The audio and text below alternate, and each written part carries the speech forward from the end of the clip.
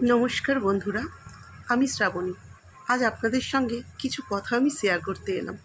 এটা আমার একান্তই ব্যক্তিগত ফিলিংস, আমার মনে হওয়া, আমার ভালো লাগা, আমার মন্দ লাগা আপনাদের সঙ্গে একটু শেয়ার করতে এলাম।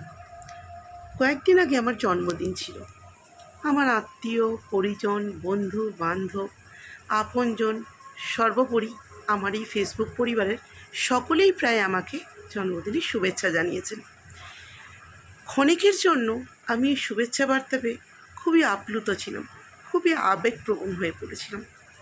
কিন্তু তার কিছুক্ষণ পরেই একান্ত অবসরে আমি যখন ভাবতে থাকলাম যে মানুষের জীবন ঠিক দুটো মেরুরেখার মাঝখানে অবস্থান করছে।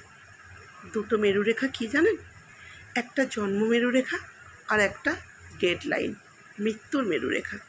তার মাঝখানে যে ফাঁকা স্পেসটা, সেটাই ভগবানের তৈরি করা নাট্যমঞ্চ।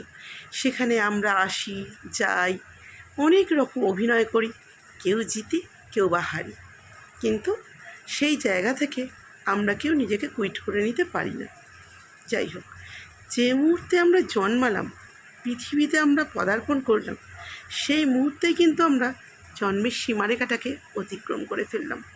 আর এক পল এক পল, এক পা করে প্রথমে হামাগুড়ি, তারপরে হাঁটা, সোজা হওয়া, তারপরে আবার সেই ঝুঁকে পড়ে বৃদ্ধ বয়সে এসে সেই ডেডলাইনের দিকে এগোতে থাকা।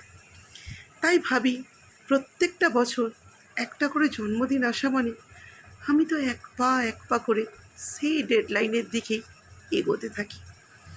একটু ভালো করে ভেবে দেখুন তো বন্ধুরা, সত্যিই কি জন্মদিন মানে খুব আনন্দের কিছু পালনীয়? আমার কিন্তু সেটা মনে হয় না। জানি না কেন মনে হয় না। আমার মনে হয় একটা জন্মদিন আসা, তার শুভেচ্ছা বার্তা পাঠানো, আখেরে কিন্তু তাকে সেই দিন শেষে মনে করিয়ে দেওয়া যে তুমি আরও একটা বছর, একটা ধাপ সেই ডেডলাইনের দিকে এগিয়ে গেলে। তোমার জীবনের রঙ্গমঞ্চের নাটকের পালা আরও একটা বছর কমতে থাকলো। তুমি আস্তে আস্তে যবনিকা পতনের দিকে এগোতে থাকলে। এটা যখন ভাবি, মনটা খুব ভারাক্রান্ত হয়ে যায়।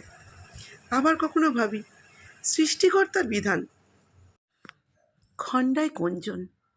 আমি তো সামান্য মানুষ, এর বেশি তো কিছু নই। তাই ঈশ্বরের বিধান পাল্টানোর ক্ষমতা আমার নেই।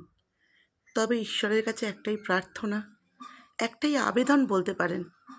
দিন শেষে যখন জীবনের নাটকে আমি শেষ প্রান্তে পর্দার সামনে গিয়ে দাঁড়াবো, সেটা যেন আমার কাছে একটা খুব মূল্যবান মুহূর্ত হয়।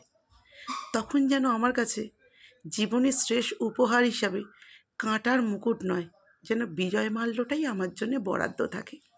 শুধু এটুকুনিই আমার ঈশ্বরের কাছে পরম চাওয়া বলতে পারেন।